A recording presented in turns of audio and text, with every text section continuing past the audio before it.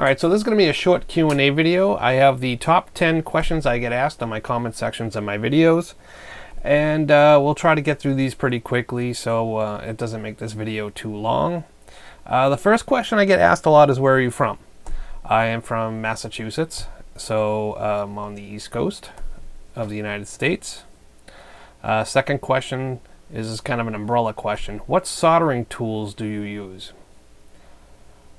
That is not very specific, but I can only imagine you want to know is what kind of solder, what kind of soldering iron, what kind of desoldering iron or desoldering tools I use. And we'll start with desoldering tools. My favorite, and I've used this for a very long time, even when I was younger and starting out, was a solder pullet, just a solder sucker. You basically push it in, and it clicks a it pushes almost like a cylinder down into the bottom here, and when you release it, it pulls the cylinder up. Well, I wouldn't say cylinder, maybe like a gasket or a bushing or something with an O-ring on it. And what it does is creates a vacuum inside this cylinder here, and it will pull through the end of the solder pullet. So anything that it is touching, it will pull into the solder sucker. These are pretty good. You got to clean them out, but you got to be careful with these, because sometimes if you use them on some kind of crappy circuit boards, you can end up pulling the pads right off or up and peel it a little bit, and it's all right. With double-sided boards, it works very, very well. Single-sided, you got to be careful with your heat, and you got to be careful with this. What I'll tend to use on single-sided circuit boards is either solder or wick. And that's just a generic,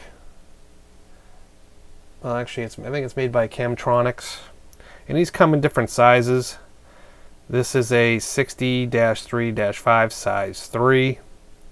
This is pretty much a good all-around size for, wicking up solder. See what else here. So yeah, I usually would use this for a quick, solder pull. This thing here, you also have to clean out. You can't just use it and not clean it. So you break it apart, and there is the cylinder right there. Well, I keep saying the cylinder. This is more or less the cylinder side, and it's hollow inside right down to the tip. You can probably see right through there. And this plunger, I'll call it, has an O-ring right here, and this is the spring. When you push the spring up, like I said, it pushes the spring down inside here, and when you release it, it pulls up real quick and pulls the solder through the nozzle here. And you gotta take this out once it gets kind of full of solder. You shake it and you'll start hearing little crumbs in there. You gotta just empty out the cylinder portion of it, your solder pullet, into the barrel. These come in a way that you can lock them so they don't spring out. I don't really necessarily like to do that because it keeps the spring fully extended in here. Let's see if I can kind of, I don't want to screw this up, but you see how it keeps the spring kind of extended out like that? I don't like to do that. See, it's got a lot of tension on there, and I don't like to leave that tension in there. It's not good. I don't think it's good for the spring, and it may decrease it may stretch the spring out and decrease its power over time. So I always do not do that. I never leave it locked unless I'm traveling with it and I have to put it in compact place or something. That's fine, but I wouldn't leave it an extended period of time in that compressed state. Let's see. Now, a tool that I grabbed about, I don't know, maybe 10 years ago, which was a great tool, and I still use it all the time, is my HAKKO 808 desoldering gun. This is basically a electric version of this,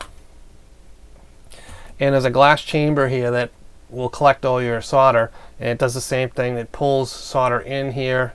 This is a heated tip. It pulls solder in and collects in this chamber, and there's a vacuum pump on the back here that you pull the trigger and it creates the vacuum. It turns on the pump and creates a vacuum and pulls the solder into the glass chamber here. This is very nice, but unfortunately it's out of production, so you may be able to find a clone or something similar to this. I was lucky to grab one before they stopped making them. Alright, so that I think takes care of my desoldering tools, because I really don't use much other than that for desoldering.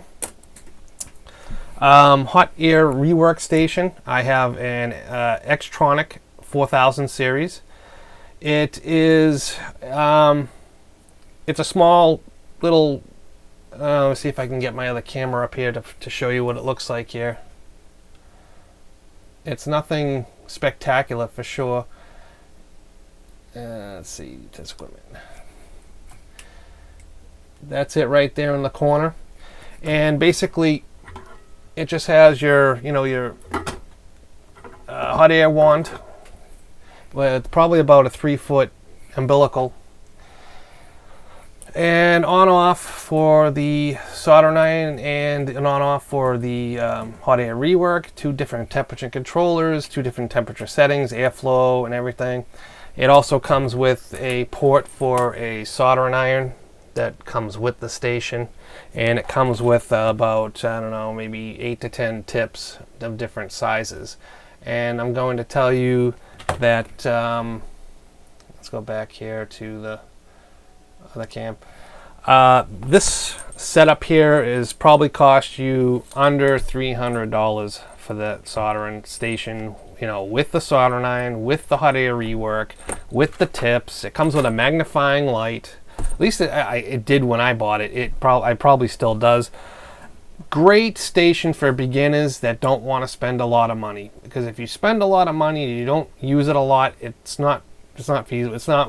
It doesn't make sense. So I mean, if you spend a couple of $100 on a soldering station, it gives you all that. That's fine, but don't expect it to be the best. The best soldering iron. It's good. It's not great.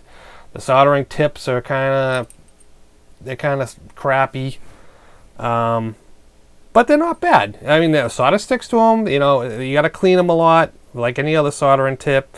I'm still on my first set from this station, and I haven't had really much of any issue with them.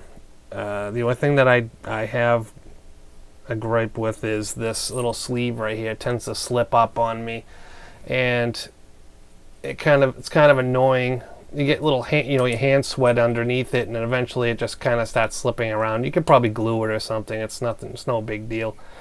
But again, not a very high powered station. I mean, it will do pretty large stuff, but nothing. It won't pull capacitors out of a motherboard. It definitely won't do that. If it requires a lot of heat, this is probably not the station that you're looking for. Yeah, so I think that's about it with this.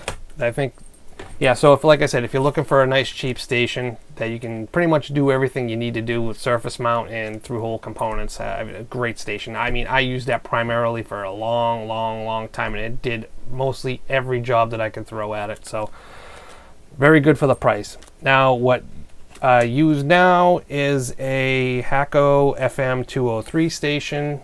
Let's see if I can kind of get this into the shot here.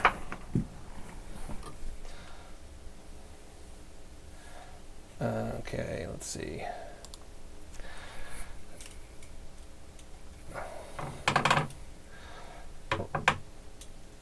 Right now, let's see.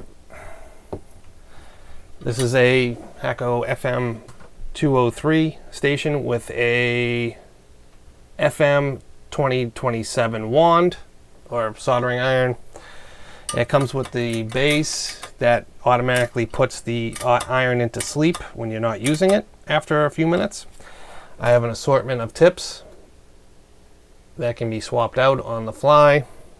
So basically, you just press these 2 wings here and you pull it out, and you can pull this out hot and swap it out with another tip. And I have a variety of different types of tips here. Angled tips, chisel tips, fine point tips, and yeah, so that's it. So the HAKKO FM 203 is a great station if you want to spend extra money, but like I said, you don't really need it. This station will do just fine for your basic soldering and troubleshooting. Let's see. Alright, so I think solder. I use .029 for my thicker stuff, .021 for my thinner stuff, and and .025. I don't remember the brands because the labels are actually falling off them. That's how long I've had them for. So, but those are the 3 sizes I use. And what else for soldering stuff? I can't really think of much other than that. That's the primary things I use. If you have other questions you'd like me to elaborate on, then that's on, any questions on stuff that you want me to elaborate on, just let me know. All right, so that knocks off a question there. All right, question number 3 is, can you fix my stuff? And yes, I can, but only certain things and for only certain people in the United States. I won't fix anything overseas, or I'm not gonna deal with that whole shipping crap. So it's too much of a headache for me. If you live in the States, and if you have either an audio amplifier, receiver, or something like that, mostly audio devices or ham radio devices, I'll repair. Anything else seems to fall under the general electronic throwaway crap. That is probably fine if you were willing to fix it yourself, but if you want to send it to me, it's probably not cost effective to do so. So I'm probably not going to answer those questions that, can you fix my light switch or something stupid like that. I don't know. So let's see, where can I find parts? I think I've covered this in another video. You can either get them on, DigiKey, MCM Electronics. If you don't want to pay for the shipping and you want to try to get it included, you can go to eBay. That's a great place to find hard to find parts. You just have to be, you can get parts from China, Hong Kong, really, really cheap. Let's see, even Amazon's pretty good for quick if you need something fast, and if you have the Prime membership. But yeah, DigiKey, Newark Electronics, like I said, even eBay is probably the number one that I use a lot is eBay and Amazon, because Newark, if you buy something for $2 like a switch or an IC, you're going to pay $12 to have it shipped to your house. It just doesn't make sense. It makes sense to them because obviously you got to pay for it to have it shipped, but they won't put it in an envelope and a little 75-cent envelope and throw it out and ship it to you. They just won't do that. So you're not going to be able to get your part for $2, but you can on eBay. It'll say like $2 shipped, and that's it. You pay the $2, it ships to your house, and comes in an envelope. So you got to be careful with that with the big part houses. Let's see, where can I find schematics? This question gets asked a lot. I am not a schematic keeper. I do not have all the scrolls. I do not. If I have something that I'm looking to fix, I will hunt the schematic down. So if you see me fixing something, and if you see me using the schematic, then I probably have it. If I don't have a schematic for something I'm fixing and you don't see me use it, I probably don't have it. So yeah, Google is your best friend. I get a lot of people asking me, hey, where'd you find the schematic? And then, they didn't even take the time to just punch in the part number in Google and write schematic after it. So, you got to kind of use your head a little bit with this stuff. If you're fixing electronics, you got to learn how to Google. Okay, so Google is your best friend. So Google your part numbers, Google your schematics. Let's see, what thermal camera do I have? I have a Fluoresce E2 camera. I've done a video on that as well. It's a nice beginner type of camera. It is not designed for the work I do, but it works very well for diagnosing some of the issues I have. Let's see, what scope do I have? What microscope do I use? I use an Amano 2300S. You can get all sorts of different kinds of scopes. That just happens to be the one I have. I have an articulating arm for it, a light, a ring light, and a camera for the top. Let's see, what webcams do I use? The webcam I'm actually recording on right now is a Logitech C920. Decent camera. If you give it enough light in the room, it actually has pretty good resolution. Let's see, why don't I change all the caps? I always get that a lot too.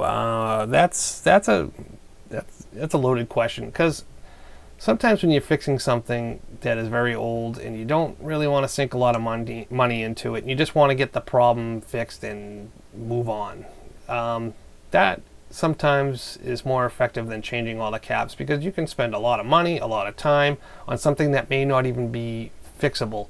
As in, you may change all the caps and you still might have the original problem. I like to just fix the caps that are obviously blown and see if the unit works. If it works after that point, then I'll either run it, or I'll, if I really want to keep it around for a long time, then I'll recap it.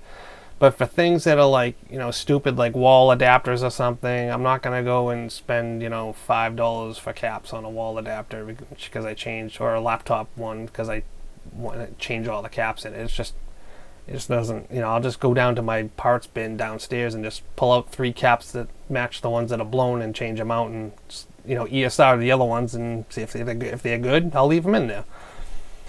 So that is why I do not always change all the caps. It is not always necessary. You can do it if you want, but it's not necessary. Let's see. Question number 10 is the last one here. What is the purpose of using the freeze spray? I've mentioned this in the videos before. The freeze spray is good for diagnosing bad capacitors. It is probably not going to be good for much of anything else other than diagnosing temperature-related issues.